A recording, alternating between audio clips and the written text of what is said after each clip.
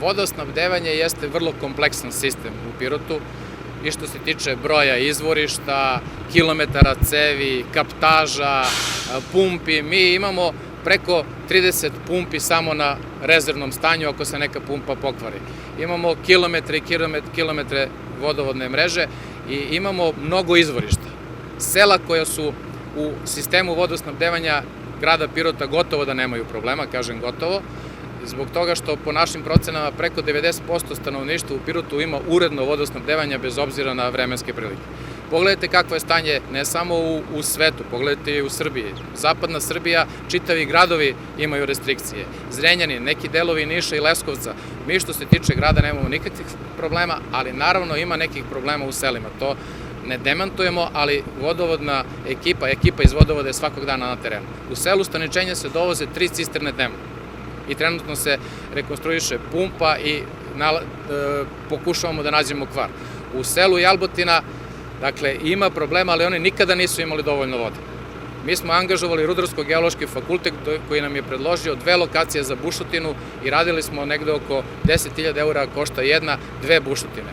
Našli smo, da tako kažem, izvor ili bušotinu koja snabdeva vodu sa 0,2 litara u sekundi. To možda nije mnogo, ali kada pomnožite sa 3600 sekunde koliko ima sat i sa 24 sata, to je 17 kubika vode dnevno.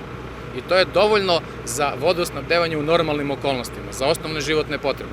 A ako u letnjim danima vi to koristite za zalivanje plastenika ili za zalivanje drugih trave ili nečeg drugog, onda naravno da nije dovoljno. Ali i tamo je ekipa vodovoda na terenu. I danas i sutra i ja sam spreman da tamo odim za neki dan i da razgovaram sa njima.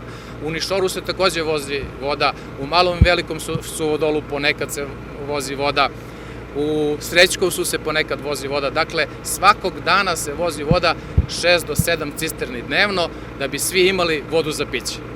Ali kažem, sela koji imaju problema imali su te probleme generacijske, da tako kažem, više decenija i jednostavno promenili su se okolnosti, nema toliko vode na izvorištu koliko je nekad bilo. I još ovo da znate, u Pirotu samo Kavak, na primjer, ima 70 litara u sekundi, Krupačko Vrelo 1 i 2 ima 250 litara u sekundi i omogućili smo, a uskoro ćemo i priključiti Sarlak koji ima 30 litara u sekundi. A mi dnevno upumpovamo u sistem od 180 do 240 litara u sekundi. Zamislite koliko je ta voda i svi u Pirotu imaju vodu bez ikakvih problema. Pune bazene, zalivaju bašte, a molimo ih da se racionalno koristi voda, jer prva i osnovno je za piće i za osnovne životne potrebe i higijenu, pa tek za ostalo. A što se tiče svih ostalih sela, uvijek smo na raspolaganju da pričamo i da nađemo rešenje.